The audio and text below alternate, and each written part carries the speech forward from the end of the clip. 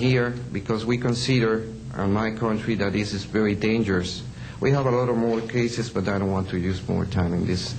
But it's very important that the people on the world knows these events and consider that could be very dangerous for our nautical situation, especially in my country. I don't know why in my country that's occur frequently, but the point is that happens, and we consider dangerous, and we have only, unfortunately, one trash, but we don't want to have another more. Thank you very much, and I'm sorry for my English.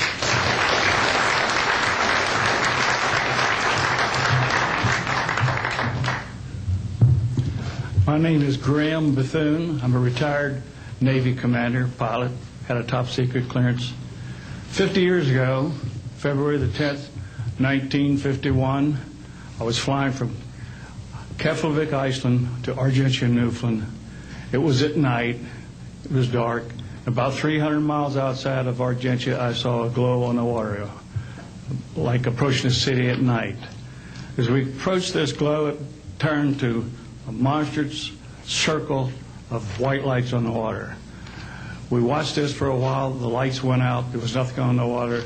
Next thing we saw was a yellow halo, small, much smaller than whatever it was launched from, and that was 15 miles away, up to our altitude. Because of the trajectory, I disengaged the autopilot, shoved the nose over to try to go under this thing. And at that time, I heard a noise underneath. I thought maybe it hit us.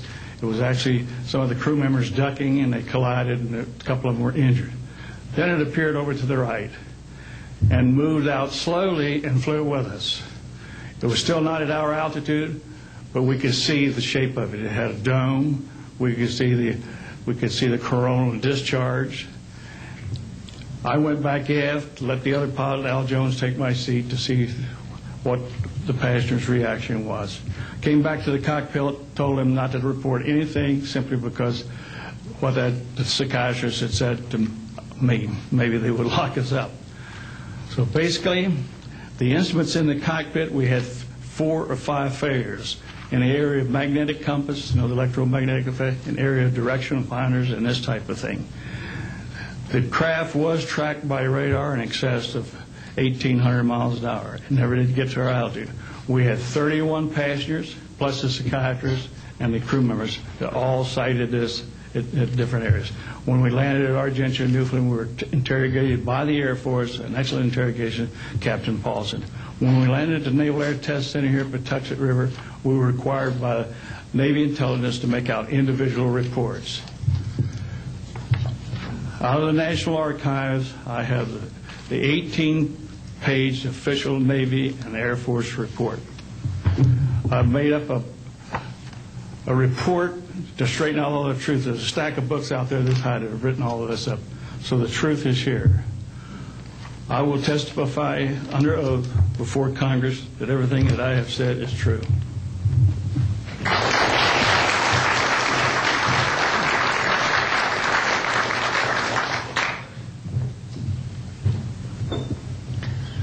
My name is Dan Willis.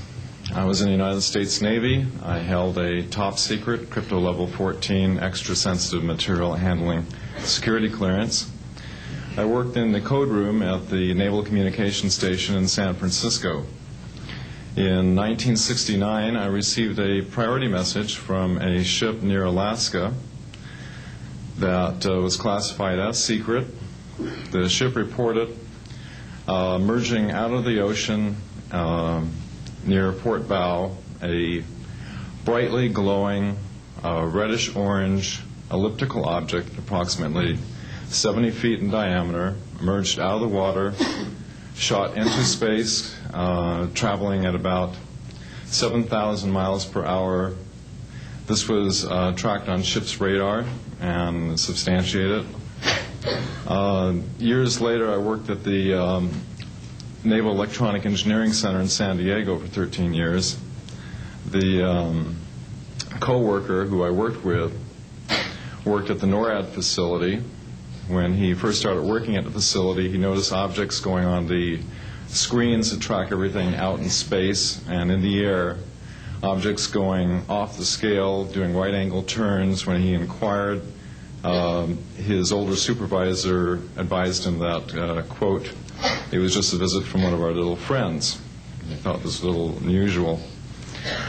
These statements are true. I'm willing to testify under oath before Congress. Thank you.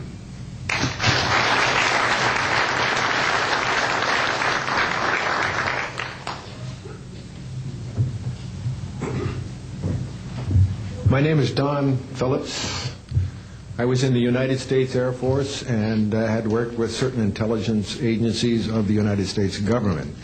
Prior to my Air Force, prior to joining the Air Force, I worked for the famous Lockheed Skunk Works.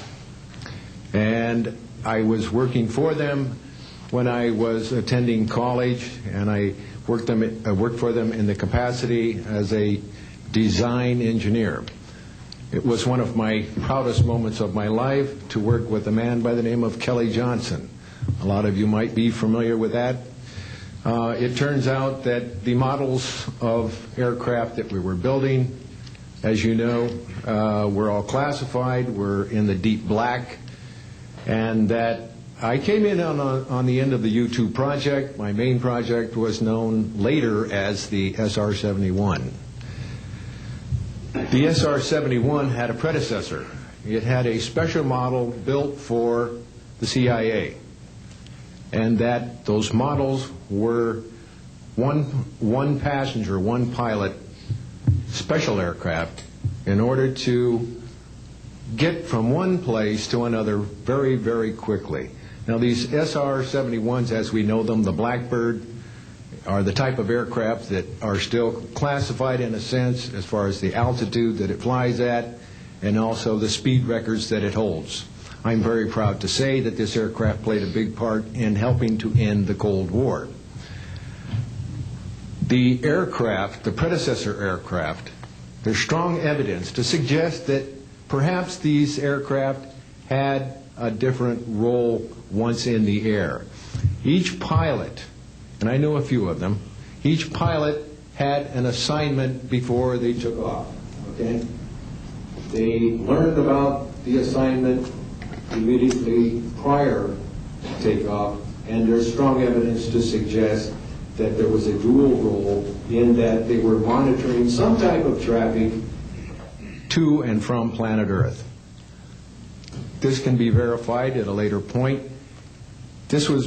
I'll jump into my military experience. My first field assignment for the United States Air Force was at Las Vegas Air Force Station.